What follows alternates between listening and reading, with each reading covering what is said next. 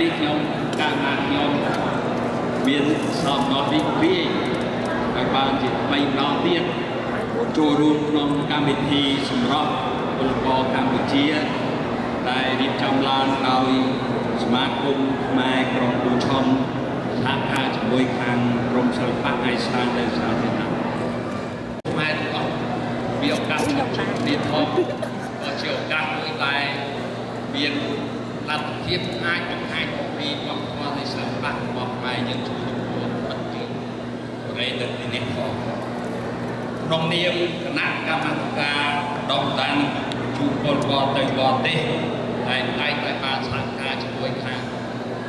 អង្គភាព HRD របស់កូរ៉េ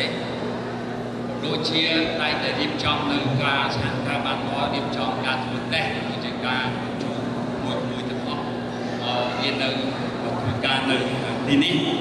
ខ្ញុំមានការចាប់អារម្មណ៍ហើយសូមពិសេសគឺសូមឲ្យមួយទាំងអស់ដែលបានមកធ្វើការនៅទីនេះមោទនភាពហើយរីករាយនៅពេលដែលខ្ញុំរាប់ពេលដែលខ្ញុំជួបជាមួយខាងពីគីមិតនិងខាងកូរ៉េពីតែងតែកោតសរសើរអំពីជាយាមខិតខំធ្វើការទទួលបាននូវការកោតសរសើរពីខាងពីគីកូរ៉េរដ្ឋលេខាធិការទទួលដោយប្រជាជនកម្ពុជាប្រចាំនៅសាធារណរដ្ឋកូរ៉េហើយដល់លោកស្រីប្រធានបាន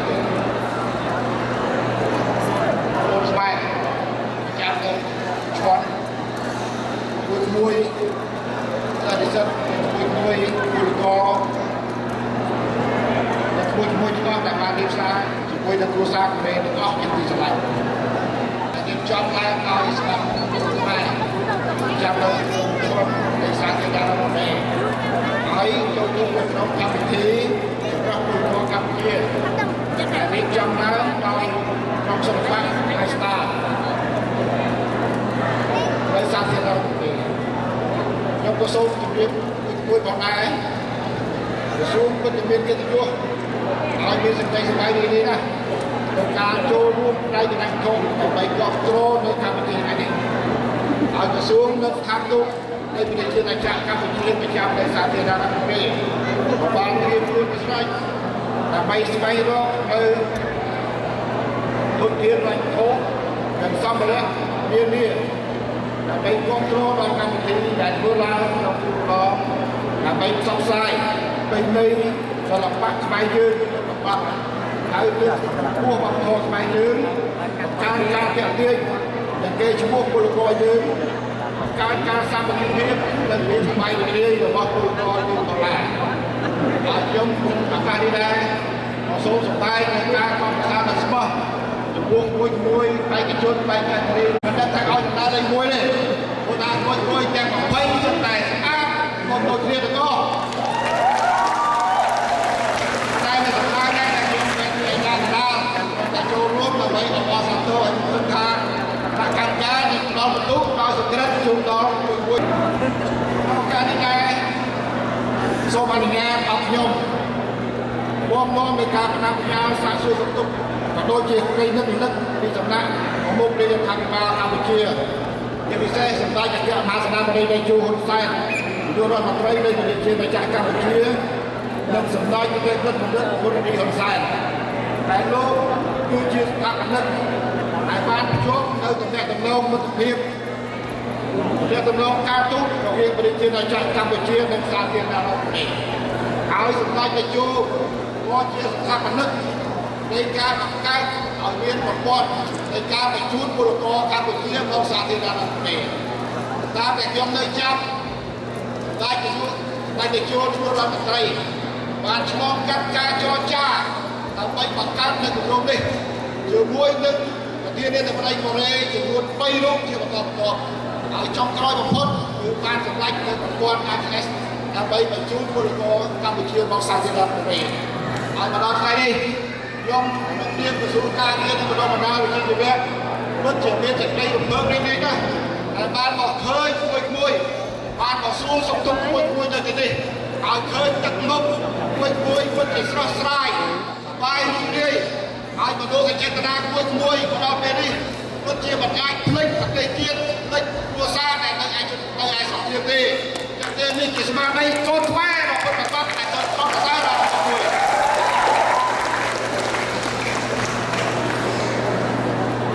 មួយទាំងអស់ទៅទីឥត្រេខ្ញុំសូមជម្រាបមួយថារដ្ឋាភិបាលនៃកម្ពុជាយើងពុកគិតខំធ្វើអ្វីៗទាំងអស់ដើម្បីដោះស្រាយបញ្ហាអភិវឌ្ឍប្រទេសជាតិហើយជាពិសេសដោះស្រាយការងារជូនប្រជាពលរដ្ឋយើងហើយឡែកទើបនឹងការបង្កើតឱកាសវិនិយោគបង្កើតការងារនៅក្នុងប្រទេសបញ្ហាឱកាសការងារនៅក្រៅប្រទេសគឺជាឱកាសមួយដ៏កម្រដ៏សំខាន់ណាស់ហើយជាពិសេសគឺនៅសាធារណរដ្ឋនេះព្រោះនៅទីនេះមួយមានឱកាសល្អដោយសារថានៅទីនេះមានលក្ខខណ្ឌល្អហើយក៏មានប្រាក់ឈ្នួលនឹងគឺល្អ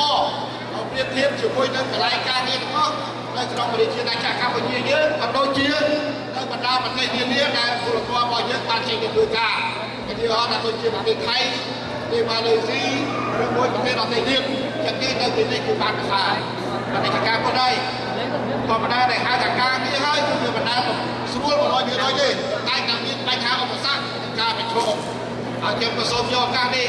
ក្នុងនាមក្រសួងការងារនិងបណ្ដាវិជ្ជាជីវៈសូមកោតសរសើរមួយយើងដែលបានចាក់ឆ្ងាយពីប្រទេសជាតិចាក់ឆ្ងាយពីគ្រួសារហើយបានខិតខំតស៊ូអត់ធ្មត់នៅក្នុងការងារ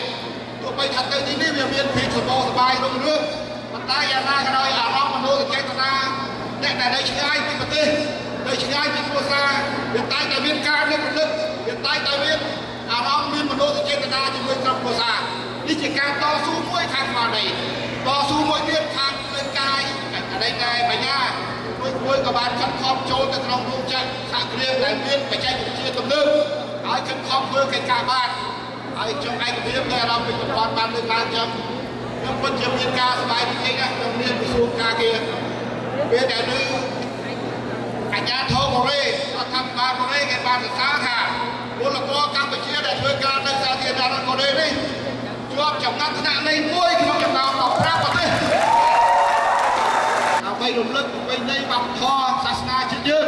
ហើយអរគុណដែលគុណនៅអនុវត្តមកចូលរួមនៅក្នុងឱកាសនេះហើយរក្សាប្រពៃណីវប្បធម៌ជាតិយើងដែលជាវប្បធម៌ដ៏ល្អផូរផង់របស់ខ្មែរយើងហើយទីបញ្ចប់ខ្ញុំក៏សូមតាមនាមតាមប្រតិភូរបស់ក្រសួងការងារនិងបណ្ដាវិជ្ជាជីវៈនៅក្នុងនាមខ្ញុំផ្ទាល់សូមគិតពរឲ្យគុណគ្រប់អង្គចូលឲ្យជួបប្រទេសដែលគុណពរដែលគុណការជនបច្ចុប្បន្ននេះទាំង20រូបបានស្លៀកជាសម្រាប់បំពាក់ខ្មែរជាលើកដំបូងក្នុងកម្មវិធីប្រកួតសម្រាប់ពលករកម្ពុជាអូនហើយយ៉ាងជាការរងចាំស្រាវជ្រាវបងសុំได้ថ្លៃ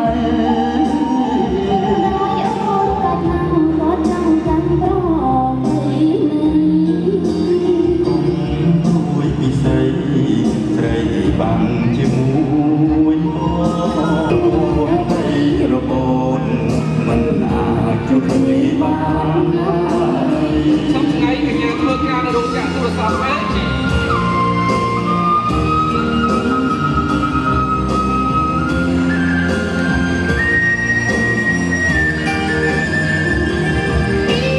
កញ្ញាគឺជាផ្នែកខាងរីកូពីសុវណ្ណ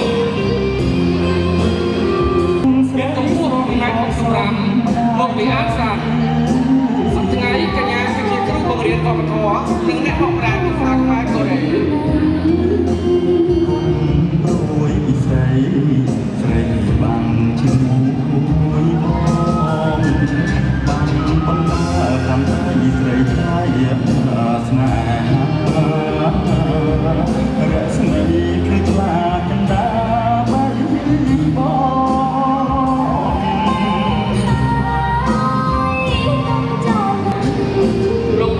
មានអាយុ24ឆ្នាំមានកម្ពស់1.77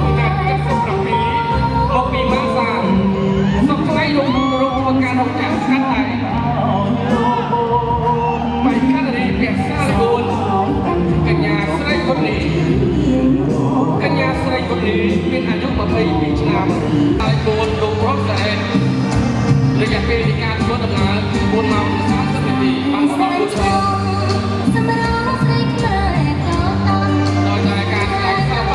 វប្បធម៌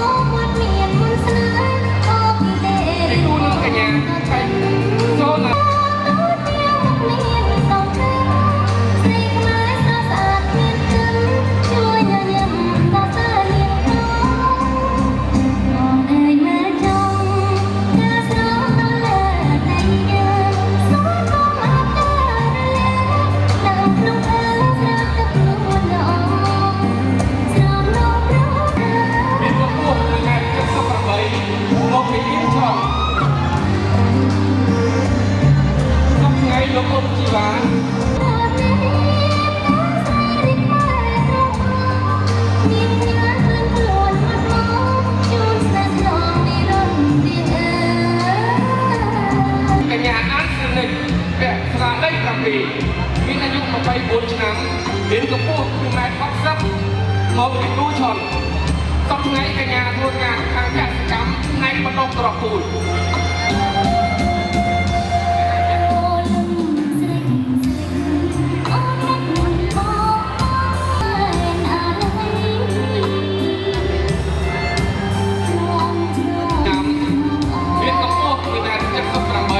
មកពីឆ្នាំណាសប្តាហ៍ខ្ញុំធ្វើការនៅរោងចក្រសារ៉ាំចាក់ឆ្នាំបៃខាតរីពាក់ស្លាលេខ8កញ្ញាយ៉ុងស្រីលៀកមានអាយុ24ឆ្នាំមានកម្ពស់1.62 ម៉ែត្រមកពីសេអ៊ូលសប្តាហ៍កញ្ញាធ្វើការនៅរោងចក្រផលិតទូរស័ព្ទ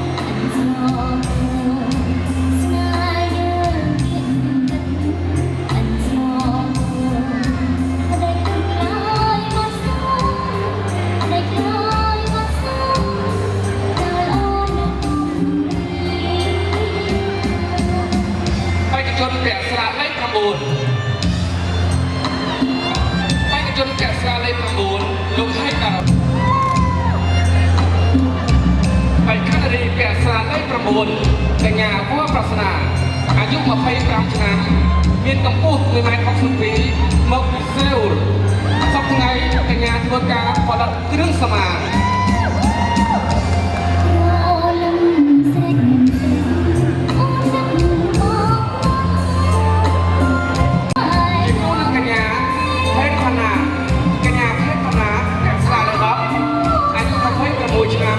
មានកម្ពស់